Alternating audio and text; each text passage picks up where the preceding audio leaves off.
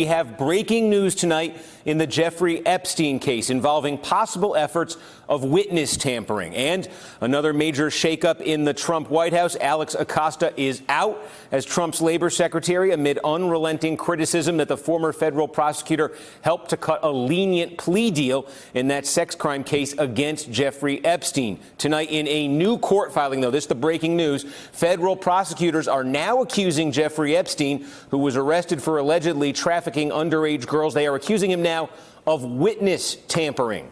Prosecutors say that Epstein wired $350,000 to two of his possible co-conspirators just days after the Miami Herald began publishing a series of articles about Epstein's conduct and the circumstances surrounding that lenient non-prosecution agreement he cut with federal prosecutors. Prosecutors write this, quote, Epstein's efforts to influence witnesses continue to this day. As in the past, within recent months, he paid significant amounts of money to influence individuals who were close to him during the time period charged in this case and who might be witnesses against him at a trial. Government lawyers obtained bank documents showing that Epstein wired $100,000 to one individual 2 days after that Miami Herald story. And 3 days later, Epstein wired another $250,000 to another alleged co-conspirator. Prosecutors write, quote, this course of action, and in particular its timing, suggests the defendant was attempting to further influence co-conspirators who might provide information against him. Revelation comes a day after Epstein's lawyers argued that Epstein was entitled to bail and requested he be released into home detention. For more, I am joined by NBC News correspondent Tom Winter. Tom, I know you have been working the phones and trying to figure out exactly what's going on here. Take us through this.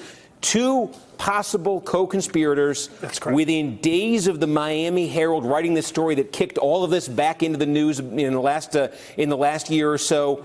They're saying, prosecutors, that Epstein swung into action and cut some big checks. Yeah, I mean, what's important about this, how do we know that they're possible co-conspirators? Well, they're identified in the filing tonight, and they've been identified previously as being in the non-prosecution agreement that Jeffrey Epstein was able to get as a result of Alex Acosta. He authorized that non-prosecution agreement. The two possible co-conspirators were identified in there, and then apparently between the two of them, within 5 days of that Miami Herald, the series of Miami Herald articles coming out, they received $350,000. One received a $100,000 payment. The other got a $250,000 payment. And what's interesting to me is that within the filing tonight, prosecutors specifically talk about how that these were kind of one-off payments that did not occur at another time. So they say that neither of these payments appears to be recurring or repeating during the approximately 5 years of bank records presently available to the government, that being the federal prosecutors. It tells me that they likely have suspicious activity reports from Treasury identifying these payments,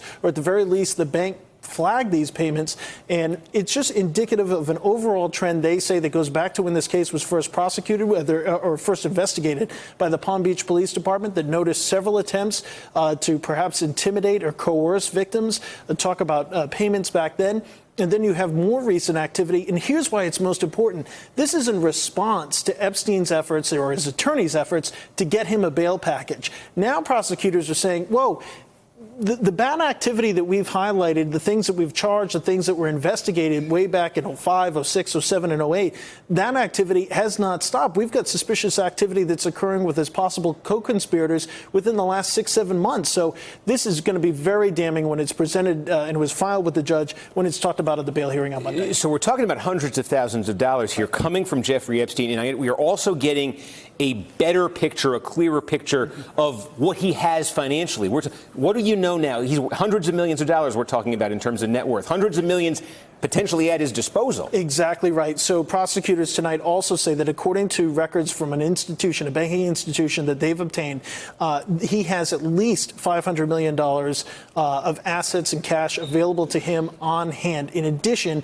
they say that he's made $10 million just in that specific institution on an annual basis, and that's the money that he has coming in. That's income that he has coming in. So he has income that's supplanting the money that he's spending on the private jets, on the money that he's spending to keep up his mansion here in New York, the $77 million mansion, his property in Florida, his island in the U.S. Virgin Islands, and to fly those planes. So prosecutors are saying, look, it's not just that he has money, he also has money coming in. And this is the first time we've seen a real detailed accounting of exactly how much money Jeffrey Epstein might have. And it's worth noting it's only from one institution. It's likely that he has other institutions that he's done banking with. We don't know about offshore accounts. Obviously, he's got the in the U.S. Virgin Islands, whether or not he has other accounts. So this raises questions about exactly how much money that money is a floor, maybe, and not necessarily the ceiling. Perfectly put. Hey there, I'm Chris Hayes from MSNBC. Thanks for watching MSNBC on YouTube. If you want to keep up to date with the videos we're putting out, you can click subscribe just below me or click over on this list to see lots of other great videos.